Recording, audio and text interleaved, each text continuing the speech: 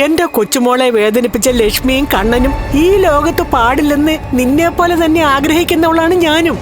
എന്നാലും ഈ അടുത്ത സമയത്തുണ്ടായ ഓരോരോ സംഭവങ്ങൾ ഓർക്കുമ്പോ എനിക്കെന്തോ വല്ലാത്തൊരു ഭയം പോലെ.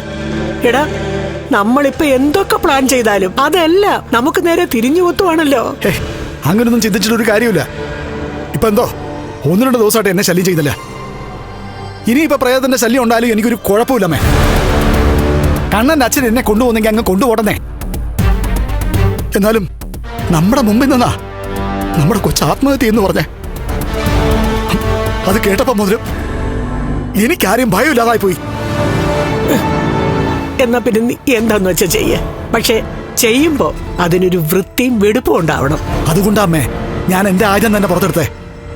എന്റെ ലോറി മോൻ അവൻ ഒരിക്കലും എന്നെ ചതിച്ചിട്ടില്ല. ആ ലോറി കൊണ്ട് കണ്ണന്റെ അച്ഛനെ മാത്രമല്ല മറ്റു പലരെയും ഞാൻ ഈ ഭൂമിയിൽ നിന്ന് പറഞ്ഞു വിട്ടിട്ടുണ്ട്. പലരെയും കിടത്തി കളഞ്ഞിട്ടുണ്ട്, കണ്ണനെ വീൽ ചെയറിലാക്കിയതുപോലെ. ഇതുവരെ അവൻ എന്റെ ആഗ്രഹം നടത്തി തരായിരുന്നിട്ടില്ല. ഇവിടെയും അത് തന്നെ സംഭവിക്കും. അവനോട് ഞാൻ കാര്യം പറഞ്ഞിട്ടുണ്ട്.